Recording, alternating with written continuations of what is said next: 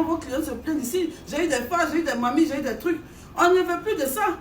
On ne veut plus de ça. Et elle est vraiment contre la dépigmentation intense de la peau. Où on gâche peau des gens n'est pas là-bas. Tu vas apprendre des vraies formules qui marchent, des vraies formules qui sont agréées, des formules saines, des bonnes formules.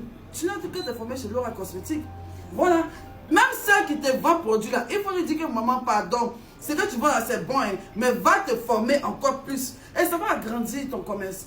Tu deviens maintenant, c'est que tu deviens maintenant, c'est un autre level en fait.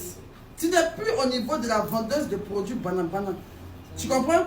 Tu es une professionnelle, tu sais ce que tu fais. Et puis à ton tour, tu pourras former des gens.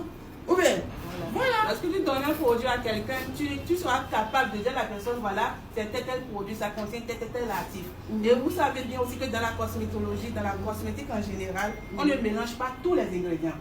Par exemple, je prends l'exemple de l'ingrédient qui est là. L'ingrédient est fonctionnel selon un pH donné. C'est pas seulement quand on t'a dit par exemple la niacinamide, ça te permet de traiter les problèmes d'hyperpigmentation, tu vas prendre l'actif là, le mélanger dans tes produits, non. Est-ce que les autres produits que tu as pris, est-ce que c'est compatible avec la niacinamide? Il faut comprendre d'abord les incompatibilités qui sont dans les actifs d'abord.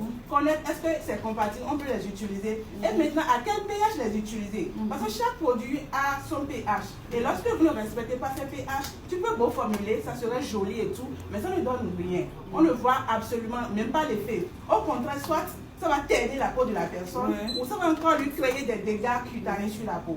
D'où il faut forcément se faire former pour connaître comment on fait les dosages, à quel moment les introduire. Est-ce que ce produit est résistible à la chaleur? Est-ce que ça supporte la chaleur? Comment les conserver? Donc vraiment, il y a des paramétrages à force. Vous devez forcément les maîtriser pour pouvoir mieux formuler. Et je le précise, je ne suis pas seule. Nous travaillons avec des dermatologues, des biochimistes. Donc je ne suis pas la seule enseignante du centre, non. Donc j'aimerais vraiment que le monsieur aussi puisse venir nous accompagner. D'accord.